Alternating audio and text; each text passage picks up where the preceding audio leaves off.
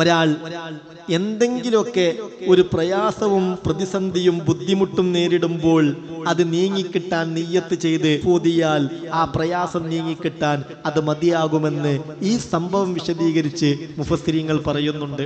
അലിഫ് ലാം റാ, അലിഫ് ലാം റാ, അതിന് മുഫസ്സിരീങ്ങൾ ഒന്നാമതായി വ്യാഖ്യാനിക്കാറുള്ളത് അല്ലാഹു അഅലം ബിമുറാദിഹി, അതിന്റെ ഉദ്ദേശം കൃത്യമായി ആർക്കേ അറിയൂ. പല സൂറത്തും തുടങ്ങുമ്പോൾ ചിലപ്പോൾ അലിഫ് ലാം മീം എന്ന് പറയും അല്ലേ, ചിലപ്പോൾ നൂൻ, ചിലപ്പോൾ ത്വാഹ, ചിലപ്പോൾ യാസീൻ, ത്വാസീം ഇല്ലേ, അങ്ങനെയൊക്കെ അല്ലേ. അതിന്റെ യഥാർത്ഥ ഉദ്ദേശം അല്ലാഹു അഅലം ബിമുറാദിഹി, അതിന്റെ കൃത്യമായ വിവക്ഷ റബ്ബിന് മാത്രമേ അറിയൂ. തിൽക ആയാത്തുൽ കിതാബിൽ മുബീൻ, ഇത് സുവ്യക്തമായ കിതാബിലുള്ള ആയത്തുകളാണ്, സുവ്യക്തമായ കിതാബിലുള്ള വചനങ്ങളാണ്, ആയത്തുകളാണ്.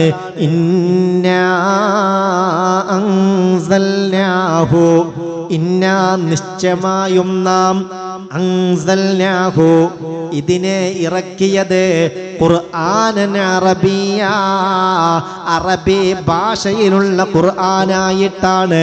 അതിൽ ലഅല്ലക്കും തഅഖിലൂൻ, നിങ്ങളൊക്കെ കൃത്യമായി ചിന്തിക്കാൻ വേണ്ടിയാണ്. നിങ്ങളുടെ തലച്ചോറ് ഒരാൾക്കും പണയപ്പെടുത്താതെ വളരെ കൃത്യമായി ചിന്തിക്കാനാണ് അറബി ഭാഷയിൽ ഈ ഖുർആനെ നാം ഇറക്കിയിട്ടുള്ളത്. നഹ്നു നഖുസ്സു അലൈക, നഹ്നു നാം, നഖുസ്സു അലൈക ഇതാ നബിയെ നിങ്ങൾക്ക് ഒരു കഥ പറഞ്ഞു തരികയാണ്. കഥയെന്നു പറഞ്ഞാൽ അഹ്സനൽ ഖസസി, കഥകളെ കൂട്ടത്തിൽ ഖസസ് എന്ന് പറഞ്ഞാൽ എന്താ? കഥകൾ. കിസ്സ എന്ന് പറയും കഥക്ക്, കിസ്സത്ത് കഥ, ഖസസ് കഥകൾ. നഹ്നു നഖുസ്സു അലൈക, ഇതാ നാം നിങ്ങളോട് കഥ പറയുകയാണ്. ഏത് കഥ? അഹ്സനൽ ഖസസി, കഥകളിൽ ഏറ്റവും നല്ല കഥ. അല്ലാഹു ഉൾക്കൊള്ളാൻ തൗഫീഖ് തരട്ടെ. അത് കേവലം ഒരു പറച്ചിലല്ല, എവിടെയെങ്കിലും കണ്ടത് കേട്ടത് പറയുന്ന കഥയല്ല. അത് ബിമാ ഔഹൈനാ ഇലൈക ഹാദൽ ഖുർആൻ, ഈ പരിശുദ്ധ ഖുർആൻ നിങ്ങൾക്ക് വഹിയായി നൽകുന്ന കഥയാണ്. എവിടുന്നോ എന്തോ വാറോല കഥയല്ല, കെട്ടുകഥയല്ല, ഊഹാപോഹങ്ങൾ പറയല്ല. ഇത് കൃത്യമായും ഖുർആൻ പറഞ്ഞു തരുന്ന കഥയാണ്. വഇൻ കുൻത മിൻ ഖബ്ലിഹി ലമിനൽ ഗാഫിലീൻ, മുമ്പ് നിങ്ങൾ അശ്രദ്ധയിലായിരുന്നു, മുമ്പ് നിങ്ങൾക്ക് ഈ കഥയെക്കുറിച്ച് ഇതിന്റെ വിഷയങ്ങളൊക്കെയും അവ്യക്തമായിരുന്നു, നിങ്ങൾ അശ്രദ്ധയിലായിരുന്നു. എന്താ കഥയുടെ തുടക്കം? ഇദ് ഖാല യൂസുഫ് ലിഅബീഹി, യൂസുഫ് നബിയും തന്റെ ബാപ്പ യാക്കൂബ് നബിയും സഹോദരന്മാരൊക്കെയും ഫലസ്തീനിലെ കൻആനിൽ ജീവിച്ചു കൊണ്ടിരിക്കുമ്പോഴാണ് ഒരു ദിവസം യൂസുഫ് നബി തന്റെ ബാപ്പയോട് പറയുന്നു, യാ അബത്തി, എന്റെ പ്രിയപ്പെട്ട പൊന്നു ബാപ്പ, ഇന്നി റഅയ്തു അഹദഅശറ കൗകബ, ഞാൻ 11 നക്ഷത്രങ്ങളെ കണ്ടു.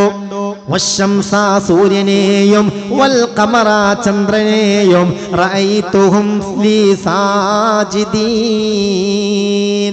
അതൊക്കെയും എന്റെ മുന്നിൽ വന്ന് ആകാശത്ത് നിന്ന് ആ സൂര്യനും ചന്ദ്രനും 11 നക്ഷത്രങ്ങളും ഇങ്ങനെ ഇറങ്ങി വന്ന് എന്റെ മുന്നിൽ സുജൂദ് ചെയ്യുന്നത് ഞാൻ കണ്ടു. ഇതാ കഥയുടെ ആരംഭം അങ്ങനെയാണ്. അതോടുകൂടെയാണ് വലിയ പൊല്ലാപ്പുകൾ തുടങ്ങുന്നത്. പിന്നീടുണ്ടാകുന്ന അവസ്ഥകൾ ഏറെ ചിന്തിക്കേണ്ടതാണ്. അള്ളാഹുവേ അതൊക്കെ ഉൾക്കൊള്ളാൻ അള്ളാഹു തൗഫീക്ക് നൽകട്ടെ. അപ്പൊ ശ്രദ്ധിക്കുക, ഈ സൂറത്തിന് വലിയ പ്രത്യേകത ഉണ്ട് കേട്ടോ. ഈ സൂറത്ത് ഇറങ്ങിയത് ആമുൽ ഹുസ്ൻ എന്നൊരു കൊല്ലുണ്ട്, ദുഃഖവർഷം. റസൂലുള്ളാഹി സ്വല്ലല്ലാഹി അലൈഹി വസല്ലം തങ്ങളുടെ ജീവിതത്തിൽ ഏറ്റവും ദുഃഖമുണ്ടാക്കിയ ഒരു കൊല്ലത്തിലാണ് ഈ സൂറത്ത് ഇറങ്ങിയത് എന്ന് മഹാന്മാരായ മുഫസ്സിരീങ്ങൾ പറയുന്നുണ്ട്. അതിന്റെ കാരണം എന്താണെന്നറിയോ? വലിയ പ്രതിസന്ധി അനുഭവിച്ച, ഒരിക്കലും ഇനി രക്ഷപ്പെടൂല എന്ന് വിചാരിച്ച യൂസുഫ് നബി അലൈഹി സ്വലാത്തു വസ്സലാമിനെ എല്ലാ അർത്ഥത്തിലും അല്ലാഹു രക്ഷപ്പെടുത്തി എല്ലാവരുടെയും നേതാവാക്കി, രാജാവാക്കി, നബിയാക്കി മാറ്റിയ ആ ഒരു സംഭവം മുത്തുനബിയെ അറിയിക്കലോടുകൂടെ റസൂലുള്ളാഹിക്ക് വലിയ പ്രതീക്ഷയും ആവേശവും കരുത്തും നൽകലാണ് ഉദ്ദേശം. ഒരാൾ എന്തെങ്കിലുമൊക്കെ ഒരു പ്രയാസവും പ്രതിസന്ധിയും ബുദ്ധിമുട്ടും നേരിടുമ്പോൾ അത് നീങ്ങിക്കിട്ടാൻ നിയ്യത്ത് ചെയ്ത് സൂറത്ത് യൂസുഫ് ഓതിയാൽ ആ പ്രയാസം നീങ്ങിക്കിട്ടാൻ അത് മതിയാകുമെന്ന് ഈ സംഭവം വിശദീകരിച്ച് മുഫസ്സിരീങ്ങൾ പറയുന്നുണ്ട്. ശ്രദ്ധിക്കണം. അപ്പൊ ഇത് നമ്മൾ പഠിച്ചു കഴിയലോടുകൂടെ ഇതിൻ്റെ ഒരാളായി നമ്മൾ മാറുകയും ഇടയ്ക്കിടയ്ക്കൊക്കെ എല്ലാ സന്തോഷങ്ങളും ജീവിതത്തിൽ ഉണ്ടാകാൻ വേണ്ടി സൂറത്ത് യൂസുഫ് ഓതുകയും ചെയ്യുന്നൊരു സ്വഭാവം നമുക്ക് ഉണ്ടാവണം. അല്ലാഹു തൗഫീഖ് തരട്ടെ. പറയുന്നുണ്ട് മുഫസ്സിരീങ്ങൾ, വകാന നുസൂലു ഹാദിഹി സൂറത്തിൽ അലീമ അലൻ നബി സല്ലല്ലാഹു അലൈഹി വസല്ലമ ഫീ ആമിൽ ഹുസ്നി. ഈ മഹത്തായ സൂറത്ത് ഹബീബായ നബി തങ്ങൾക്ക് അല്ലാഹു ഇറക്കി കൊടുത്തത് ഫീ ആമിൽ ഹുസ്ൻ, ദുഃഖവർഷത്തിലാണ്. റസൂലുള്ളാഹിന്റെ 63 കൊല്ലത്തിനിടയിൽ ഒരു കൊല്ലം ദുഃഖവർഷമായിരുന്നു. ആ കൊല്ലത്തിന്റെ പേരെന്നെ ദുഃഖവർഷം എന്നാ. എന്താണതിന്റെ കാരണം? യൗമ ഫഖദി അമ്മിഹി അബാ ത്വാലിബ് വസൗജതിഹി ഖദീജ. മുത്തുനബിക്ക് എല്ലാ അർത്ഥത്തിലും താങ്ങും തണലുമായി നിന്നിരുന്ന തന്റെ പിതൃവ്യൻ അബൂ ത്വാലിബും ബഹുമാനപ്പെട്ട ബീവി ഖദീജ റളിയല്ലാഹു അൻഹയും വഫാത്തായ കൊല്ലം ഭയങ്കര നഷ്ടത്തിന്റെ കൊല്ലായിരുന്നു. ചില ആളുകളുടെ മരണം പെട്ടെന്നൊന്നും മനസ്സിന്നിട്ട് പോവില്ലല്ലോ. ഇന്നിപ്പോ എന്നോട് വന്നിട്ട് പറഞ്ഞല്ലോ, മക്കൾക്കാണ്ട് മറക്കാൻ കഴിയണില്ല ഉസ്താദേ, മരിച്ചൊരു കാര്യം പറഞ്ഞിട്ട് ഇന്നെന്നോട് പറഞ്ഞല്ലോ. നമ്മുടെ മഞ്ചേരിയിലെ ഒരു സഹോദരനെ കുറിച്ച് നമ്മൾ വരുന്നില്ലേ, ലെൻസിന് ക്യാൻസർ ബാധിച്ച് എന്തെങ്കിലും ഒരു വെള്ളാണ്ട് കുടിക്കുമ്പോഴത്തേക്ക് തരിപ്പ് പോവാണ്, ഭയങ്കര കൊരയാണെന്ന് പറഞ്ഞല്ലോ. ആ സഹോദരന്റെ മരുമകൻ മുഹമ്മദ് ഈസ എന്നാണ് പേര്, മരണപ്പെട്ടു പോയി. ആ ഉമ്മ വന്നിട്ട് പറയാണ്, ബാപ്പാക്ക് ഇങ്ങനെ അസുഖമുണ്ട്, വെള്ളം കുടിക്കുമ്പോഴത്തേക്ക് ചുമക്കാണ്, തരിപ്പ് പോവാണ്, പിന്നെ എൻ്റെ മരിയവും മരിച്ചല്ലോ. മക്കൾക്ക് അതാണ്ട് മറക്കാൻ ഇപ്പോഴും കഴിയണില്ല. മരിച്ചിട്ട് മാസങ്ങളായി, പക്ഷെ ആണ്ട് മറവില്ല. വലിയ വിഷമാണ്, വല്ലാത്ത ഒറ്റപ്പെടലാണ്. അള്ളാഹു ക്ഷമയും റാഹത്തും കൊടുക്കട്ടെ. ഇത് ഒറ്റപ്പെട്ട സംഭവം ഒന്നാവില്ല. ചില മരണങ്ങൾ നമ്മളെ വല്ലാതെ ഒറ്റപ്പെടുത്തും. മനസ്സിലെപ്പോഴും ആ ഒരു ആശങ്ക ഇങ്ങനെ നിലനിൽക്കും.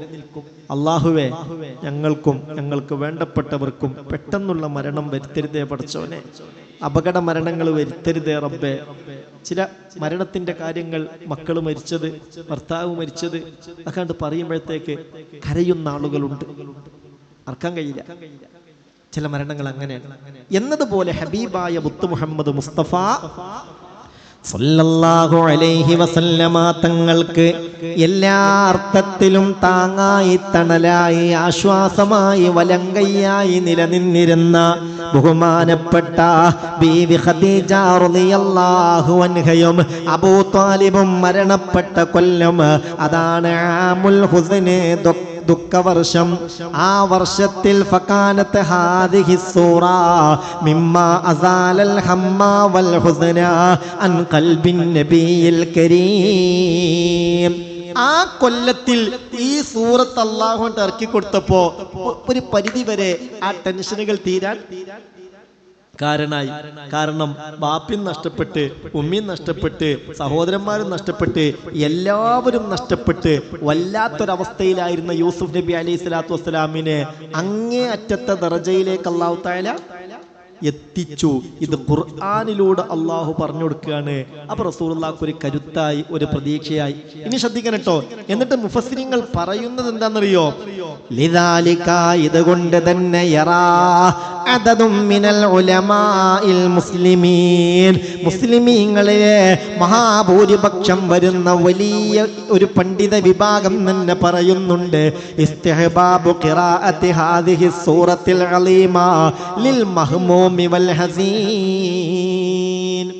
ഈ ദുഃഖങ്ങളും സങ്കടങ്ങളും വിഷമങ്ങളും വേട്ടയാടുന്ന ആളുകൾക്ക് അത് നീങ്ങാൻ ഏറ്റവും നല്ല മരുന്നാണ് എന്ത്? സൂറത്ത് യൂസുഫ്. സൂറത്ത് യൂസുഫ് ലിഅന്നഹാ തഹ്മിലു കസീറൻ മിൻ അസ്റാരിൽ ഫറജ് ബഅദ അശ്ശിദ്ദ. വലിയ വലിയ മനസ്സിൽ പ്രയാസങ്ങളും അസ്വസ്ഥതകളും ഒക്കെ ഉണ്ടെങ്കിൽ അത് അലിയിച്ചു കളയാനുള്ള ഫറജിന്റെ രക്ഷയുടെ ചില രഹസ്യങ്ങൾ ഈ സൂറത്തിൽ അല്ലാഹു ഒളിപ്പിച്ചു വെച്ചിട്ടുണ്ട്. നിങ്ങൾ കേൾക്കുന്നുണ്ടോ? ഐസ് അലിഞ്ഞു പോകുന്നത് പോലെ ടെൻഷൻ അലിഞ്ഞു പോകാൻ ആവശ്യമായ നല്ല ചൂടിൽ ഐസ് അലിഞ്ഞു പോകുന്നത് പോലെ ഒരു ഐസും കട്ടെടുത്തിട്ട് നമ്മളിപ്പോ ഈ റോട്ടിൽ കൊണ്ടുപോയി വെച്ചാൽ അത് വേഗം ചെയ്യും, അലിഞ്ഞു പോകും എന്നതുപോലെ ആ ടെൻഷന്റെ ആ അസ്വസ്ഥതകളുടെ ആ ഭാരം അലിയിച്ചു കളയാനുള്ള ചില രഹസ്യങ്ങൾ ഈ സൂറത്തിൽ അല്ലാഹു തആല ഒളിപ്പിച്ചിട്ടുണ്ട്. അങ്ങനെ തന്നെ പറയുന്നത് അന്നഹാ തഹ്മിലു കസീറൻ മിൻ അസ്റാരിൽ ഫറജ് ബഅദ അശ്ശിദ്ദ വൽ യുസ്രി ബഅദൽ ഉസ്രി. ഞെരുക്കം, പ്രയാസം, ദുരിതം, ദുരന്തം, കഷ്ടപ്പാടുകൾ, അതിനുശേഷം എളുപ്പത്തിലേക്കുള്ള ചില രഹസ്യങ്ങളെ സൂറത്തിൽ അല്ലാഹു ഒരുക്കി വെച്ചിട്ടുണ്ട്. നമുക്കൊരു കാര്യം ചെയ്താലോ? നമുക്ക് ഏതായാലും അൽഹംദുലില്ലാഹ് ഈ റമദാന് ശേഷം പല പ്രയാസങ്ങളുള്ളവർ നമ്മുടെ കൂട്ടത്തിലുണ്ട്. ഇങ്ങനെ ഒരുമിച്ച് കൂടാൻ അള്ളാഹു ഒരു തൗഫീക്ക് തന്നു. അടുത്ത ചൊവ്വാഴ്ചയാകുമ്പോഴത്തേക്ക് നമ്മളെ മനസ്സിലുള്ള വിഷമങ്ങൾ, പ്രയാസങ്ങൾ, ബുദ്ധിമുട്ടുകൾ, അസ്വസ്ഥതകൾ അത് നീങ്ങിക്കിട്ടാൻ നിയ്യത്ത് ചെയ്ത് ഒരു തവണ സൂറത്ത് യൂസുഫ് ഒന്ന് ഓതി തീർക്കാൻ നിയ്യത്ത് ചെയ്താലോ? നടക്കൂലേ? നിങ്ങളെല്ലാ ടെൻഷനുകളും കൂടി നിയ്യത്ത് ചെയ്യണ്ട.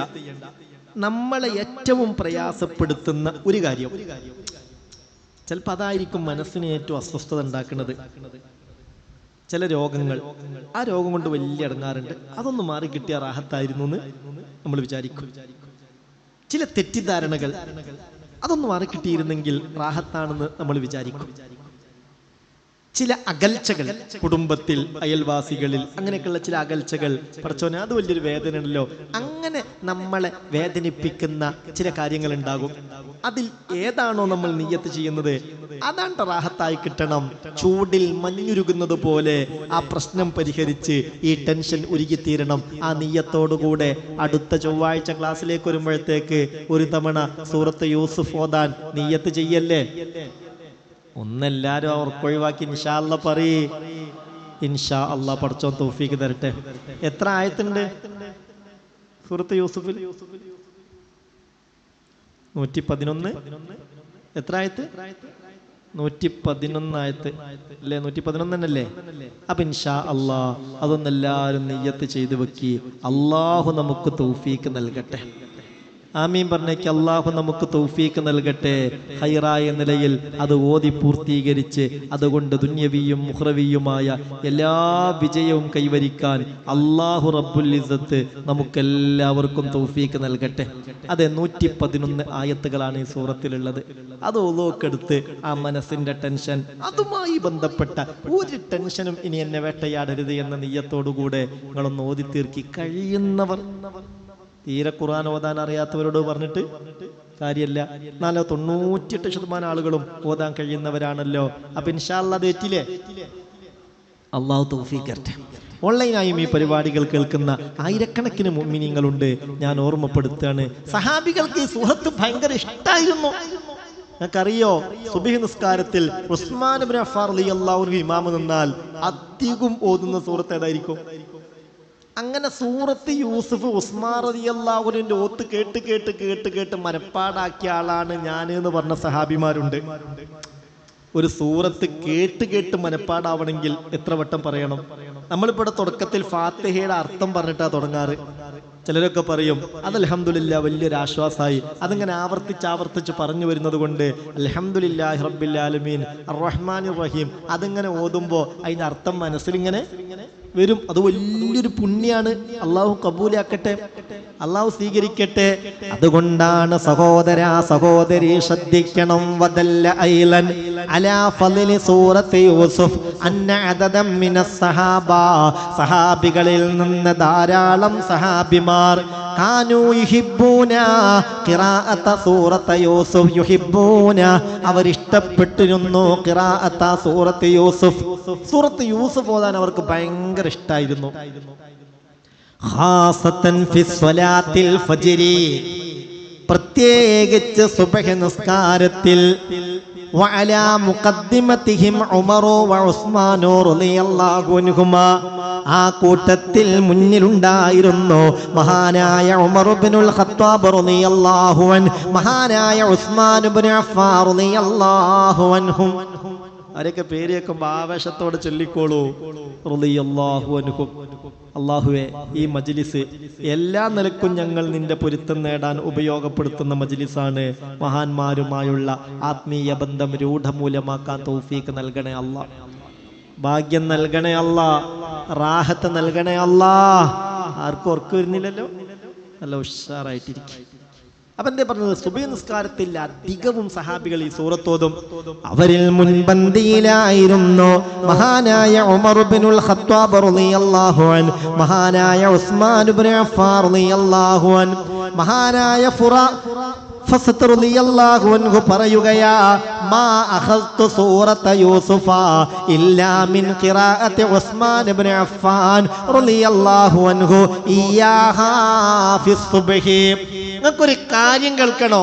സുബ്ഹ് നിസ്കാരത്തിൽ ഉസ്മാൻ ഇബ്നു അഫ്ഫാൻ റളിയല്ലാഹു അൻഹു ആ സൂറത്ത് യൂസുഫ് ഓതുന്നത് കേട്ട് കേട്ട് കേട്ട് ആ സൂറത്ത് മനപ്പാടാക്കിയ ആളാണ് ഞാൻ. സഹാബികൾ പറയുകയാണ്, എല്ലാ സുബ്ഹ് നിസ്കാരത്തിലും ആ സൂറത്ത് ഈ സഹാബിമാരെ ആവർത്തിച്ച് ഓതുമായിരുന്നു. അങ്ങനെ കേട്ട് കേട്ട് ഞാൻ മനപ്പാഠമാക്കി എന്നാണ് പറയുന്നത്. പ്രിയപ്പെട്ട മുഅ്മിനേ, വഖാല അൽഖമത്ത് ഇബ്നു വഖാസ് റളിയല്ലാഹു അൻഹു, അൽഖമത്ത് ഇബ്നു വഖാസ് റളിയല്ലാഹു അൻഹു അദ്ദേഹം പറയുന്നുണ്ട്, അന ഉമർ ഇബ്നുൽ ഖത്താബ് റളിയല്ലാഹു അൻഹു യഖറഉ ഫിൽ അതമത്തി സൂറത യൂസുഫ്. ഇശാ നിസ്കാരത്തിൽ ഉമർ റളിയല്ലാഹു അൻഹു അധികവും സൂറത്ത് യൂസുഫ് ഓതും. വ അന ഫീ ആഖിരി സുഫൂഫി, ഞാൻ അവസാനത്തെ സുഫൂഫിലായിരിക്കും. ഹത്താ ഇദാ ജാഅ ദിക്റു യൂസുഫ സമിഅതു നശീജ. അങ്ങനെ ആ യൂസുഫ് നബിയുടെ ആ ചരിത്രങ്ങൾ ഇങ്ങനെ വേദനിപ്പിക്കുന്ന ചില വിഷയങ്ങൾ ഓതുമ്പോൾ ഉമർ റളിയല്ലാഹു അൻഹു നിസ്കാരത്തിൽ തേങ്ങി തേങ്ങി കരയും. അപ്പോൾ ഞാൻ പറയുന്നത്, സഹാബിമാരൊക്കെ ആ നിലയിൽ ഈ സൂറത്തിനെ സ്നേഹിച്ചിട്ടുണ്ട്. എല്ലാ സൂറത്തും ഒരുപോലെയാണോ? ആണോ? എല്ലാ അള്ളാഹുവിന്റെ വചനാണ്. ഖുർആനിൽ 6000-ൽ ചില്ലാനം ആയത്തുകളുണ്ട് എന്ന് കരുതി എല്ലാം ഒരുപോലെയാണോ? അല്ലല്ലോ. ചിലതിന് ചിലതിനേക്കാൾ മഹത്വമുണ്ട്, ചിലതിനേക്കാൾ പരിഗണനയുണ്ട്. ആ നിലയിൽ ഏറെ പരിഗണിക്കപ്പെടേണ്ട ഒരു സൂറത്താണ് സൂറത്ത് യൂസുഫ്. അള്ളാഹുവേ, അത് പഠിക്കാനും അതിന്റെ മെസ്സേജുകളൊക്കെ നല്ല നിലയിൽ ഉൾക്കൊള്ളാനും ഞങ്ങൾക്ക് തൗഫീക്ക് നൽകണേ അല്ലാ, ഭാഗ്യം നൽകണേ അല്ലാ. അലിഫ് ലാം റാ. അള്ളാഹുവിന് മാത്രമേ കൃത്യമായി അതിന്റെ അർത്ഥവും ആശയവും അറിയൂ. എന്നാൽ ചില സൂചനകൾ ഉലമാക്കൾ പറയുന്നുണ്ട്. മഹാന്മാരായ ഉലമാക്കൾ ചില സൂചനകൾ പറയുന്നുണ്ട്. അലിഫ് കൊണ്ടുള്ള ഉദ്ദേശം അലിഫ് കൊണ്ടുള്ള ഉദ്ദേശം അന, ഞാൻ, അല്ലാഹു എന്നതാണ്. ലാം എന്നതുകൊണ്ടുള്ള ഉദ്ദേശം അല്ലാഹുവാണ്. റാ എന്നതുകൊണ്ടുള്ള ഉദ്ദേശം അറാ എന്നാണ്. അതായത് അനല്ലാഹു അറാ, ഞാനാണ് അല്ലാഹു, ഞാനെല്ലാം നിരന്തരമായി കണ്ടുകൊണ്ടിരിക്കുന്നവനാണ്. അങ്ങനെ ഒരു അർത്ഥം അതിന് മുഫസ്സിരീങ്ങൾ പറയുന്നുണ്ട്. അലിഫ് ലാം റാ അനല്ലാഹു അറാ, ഞാൻ അല്ലാഹുവാണ്, എല്ലാം സദാസമയത്തും നിരന്തരമായി ഞാൻ കണ്ടുകൊണ്ടിരിക്കുകയാണ്. അങ്ങനെ ഒരു അർത്ഥം ചില മുഫസ്സിരീങ്ങൾ ഇതിന് പറഞ്ഞിട്ടുണ്ട്. അത് തെറ്റാന്ന് പറയാനൊന്നും ഉറക്ക് വരുന്നുണ്ടോ? ഉറക്ക് വരുന്നുണ്ടോ എന്ന് ചോദിക്കുന്നത് എന്തിനാ അറിയോ? ഇത് ഉറക്ക് വരാൻ സാധ്യത ഉള്ളൊരു സമയാണല്ലോ.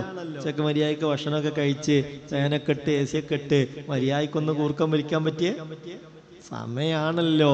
എന്നാലും അതൊക്കെ മാറ്റിവെച്ച് ആ ശാരീരിക സുഖങ്ങൾ ഒഴിവാക്കി അള്ളാന്റെ കലാമിന്റെ സുഖത്തിന് വേണ്ടി വന്നവരാ. ഖൽബിൽ ഈമാനും ഹിക്മത്തും നിറച്ചു തരണേ റബ്ബേ. ഖുർആന്റെ ആത്മീയ ലദ്ദത്ത് അനുഭവിക്കാൻ തൗഫീഖ് നൽകണേ റബ്ബേ.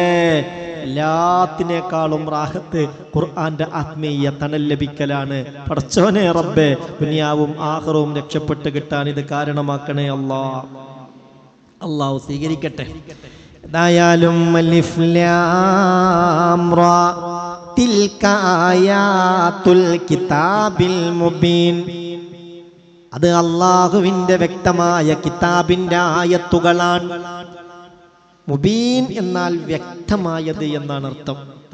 തിൽക ആയാതുൽ കിതാബിൽ മുബീൻ, ഇത് വ്യക്തമായ അല്ലാഹുവിന്റെ കിതാബിന്റെ ആയത്തുകളാണ്.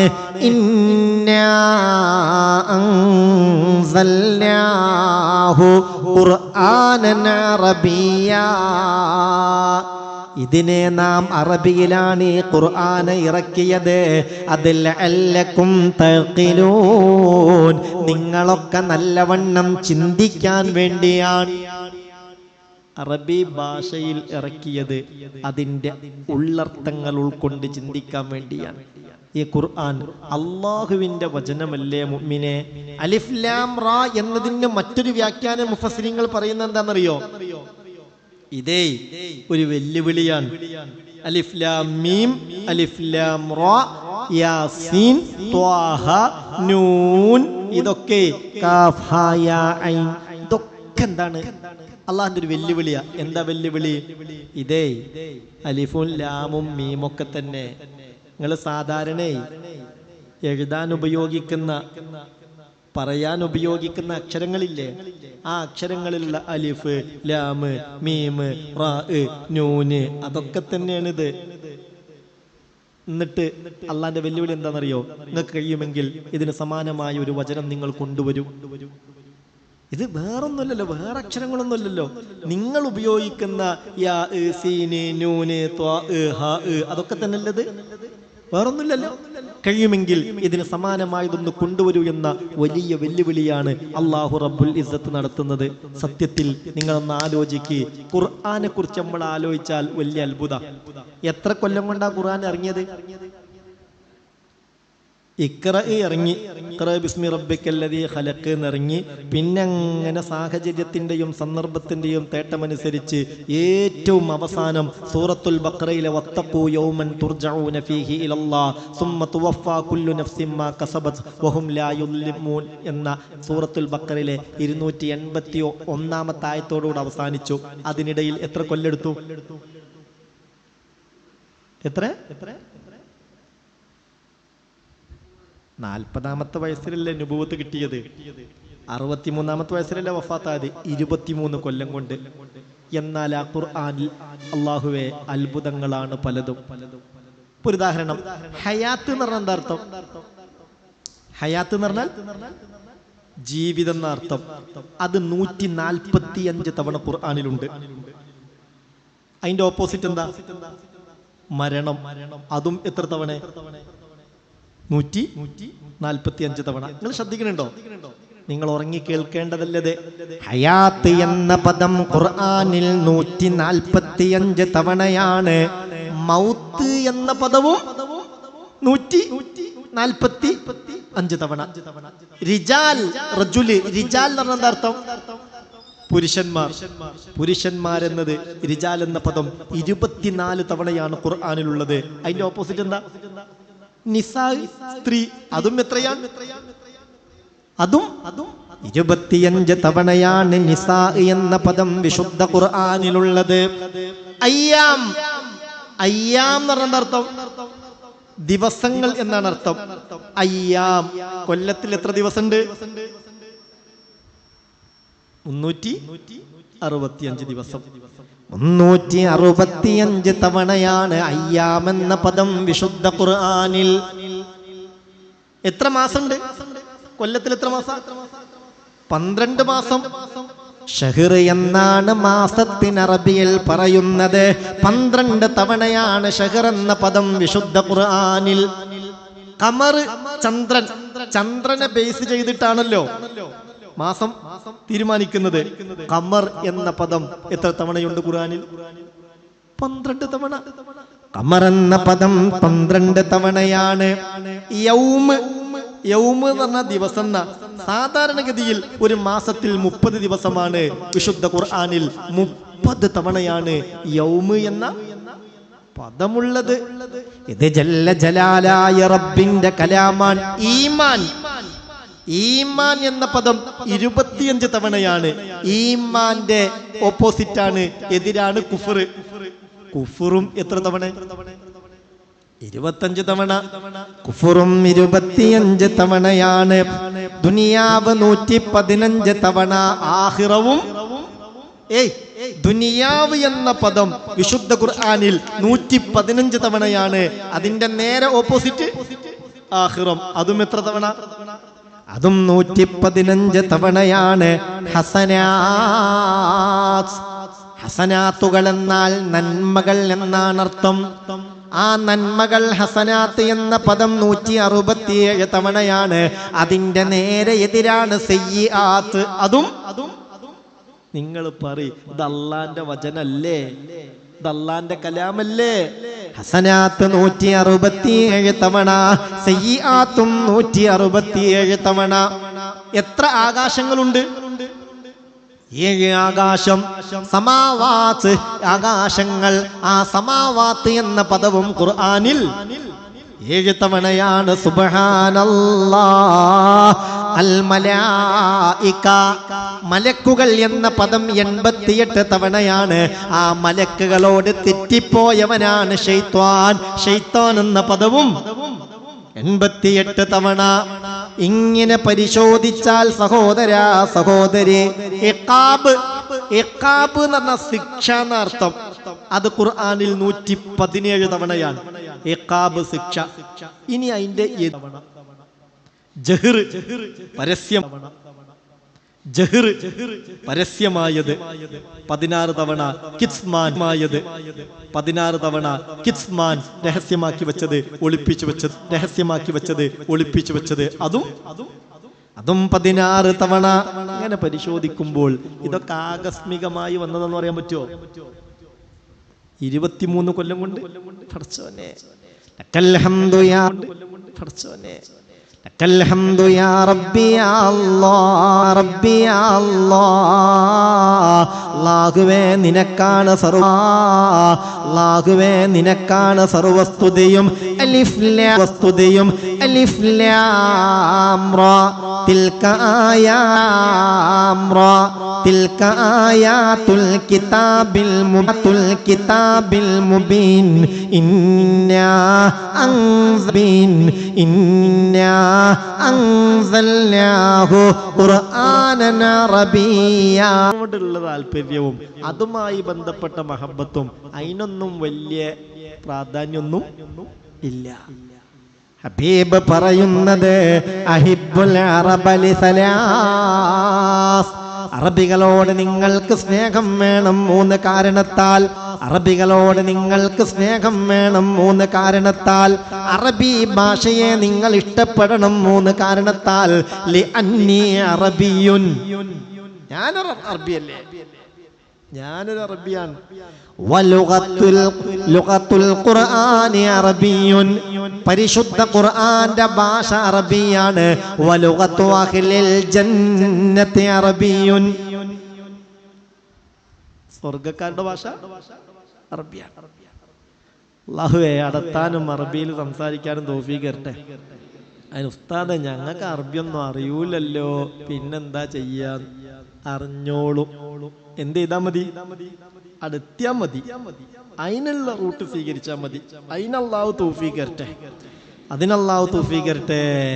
എന്നിട്ട് റബ്ബ് പറയുകയാണ്, നഹ്നു നഖുസ്സു അലൈക അഹ്സനൽ ഖസസ്.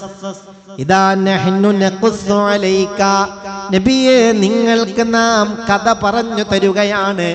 നഹ്നു എന്ന് പറഞ്ഞാൽ എന്താ അർത്ഥം? അന എന്ന് പറഞ്ഞാൽ ഞാൻ, നെഹ്നു എന്ന് പറഞ്ഞാൽ ഞങ്ങള്. അന എന്ന് പറഞ്ഞാൽ ഞാന്, നെഹ്നു എന്ന് പറഞ്ഞാൽ ഞങ്ങൾ. ഇവിടെ അള്ളാഹു അള്ളാഹിനെ ഉദ്ദേശിച്ച് പറയാണ് നാം.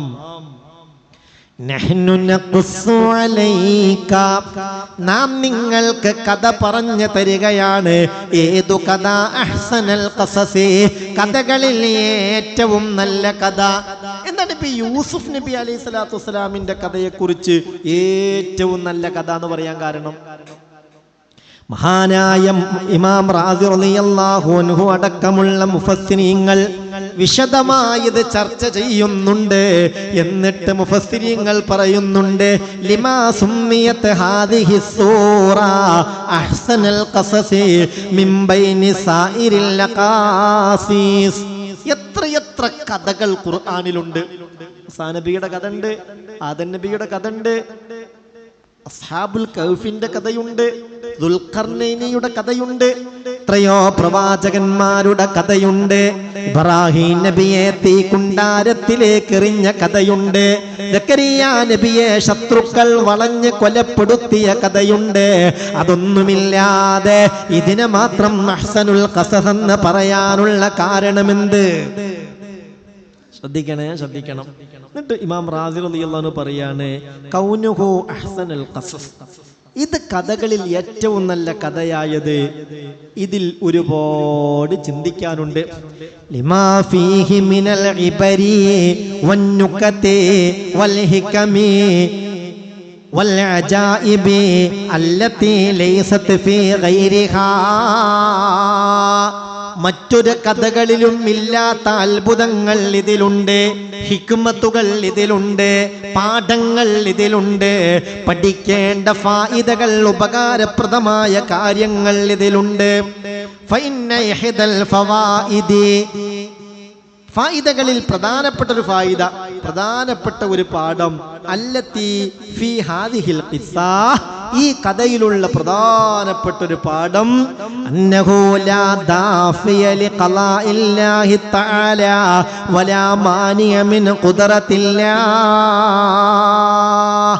അല്ലാഹു ഒരു കാര്യം കണക്കാക്കിയാൽ ആ കാര്യം തട്ടിമാറ്റാൻ ലോകത്തൊരാൾക്കും കഴിയില്ല. അള്ളാഹു ചെയ്യാൻ തീരുമാനിച്ച ഒരു കാര്യം ആരൊക്കെ എന്തൊക്കെ ശ്രമങ്ങളുമായി മുന്നോട്ട് വന്നാലും ആ കാര്യം ഇല്ലാതാക്കാൻ കഴിയൂല. അള്ളാഹു അരുതെന്ന് വിചാരിച്ചൊരു കാര്യം ലോകത്താരൊക്കെ വിചാരിച്ചാലും അത് നടപ്പിലാക്കാനും കഴിയൂല. അത് ഇതിലുള്ളൊരു പാഠാണ്. وأنه تعالى إذا قضى للإنسان بخير ومكرمة, ഒരു മനുഷ്യനെ അല്ലാഹു ഒരു ആദരവ് കണക്കാക്കി, ഒരു മഹത്വം കണക്കാക്കി, ഒരു ഖൈറിൽ അവനെ എത്തിക്കാൻ കണക്കാക്കി. എന്നിട്ടോ ഫലോ അന്ന അഹ്ലൽ ആലം ഇജ്തമഉ അലൈഹി, ലോകം മുഴുവനും അതില്ലാതെയാക്കാനായി ഒരുമിച്ച് കൂടിയാൽ ലം യഖ്ദിറു അലാ ദഫ്ഇഹി, അല്ലാഹു വിചാരിച്ച കാര്യം ഇല്ലാതാക്കാൻ ലോകം മുഴുവൻ മെനക്കെട്ടാലും നടക്കൂല. പിന്നെ ഇതിലുള്ളൊരു പാഠം, രണ്ടാമത്തെ ഒരു പാഠം ഇതാണ്, ദലാലതുഹാ അലാ അന്നൽ ഹസദ സബബുൽ ലിൽ ഖിദ്ലാനി വൽ നുഖ്സാൻ. അസൂയ ഒരാൾക്കുണ്ടായാൽ അയാൾ അത് കാരണമായി തകർന്ന് തരിപ്പണമാകുകയുള്ളൂ. ഒരാൾക്ക് മറ്റൊരാളോട് അസൂയയുണ്ടാവുകയും മറ്റൊരാളുടെ തകർച്ചയെ ആഗ്രഹിക്കുകയും അതിനുവേണ്ടി പ്രവർത്തിക്കുകയും ചെയ്താൽ അത് കാരണമായി പരാജയം മാത്രമേ ഉണ്ടാകൂ എന്നും ഈ ചരിത്രത്തിൽ നിന്ന് കൃത്യമായി പഠിക്കാൻ കഴിയും. ഏകദേശം എല്ലാവർക്കും ആവശ്യത്തിനും അപ്പുറമുള്ള സാധനമാണ് എന്ത്? അസൂയ. അത്ര നല്ല ആളാണെങ്കിലും മറ്റൊരാളുടെ ഉയർച്ചയിൽ, അനുഗ്രഹങ്ങൾ അയാൾക്ക് ലഭിക്കുന്നതിൽ, അംഗീകാരം അയാൾക്ക് കിട്ടുന്നതിൽ ഒരുതരം അസ്വസ്ഥത വരിക, അതിനെന്നെ എന്ത് പറയാ? അസൂയ. അല്ലാഹു കാക്കട്ടെ. എന്നാൽ ഈ ചരിത്രത്തിലെ ഏറ്റവും പ്രധാനപ്പെട്ട പാഠങ്ങളിൽ ഒന്ന്, അസൂയ ആരാണോ അസൂയ വെക്കുന്നത് അവസാനം പരാജയം ആർക്കായിരിക്കും? ഈ അസൂയ വെക്കുന്നവർക്കായിരിക്കും. അത് ഈ ചരിത്രത്തിൽ നിന്ന് കൃത്യമായി പഠിക്കാൻ കഴിയും.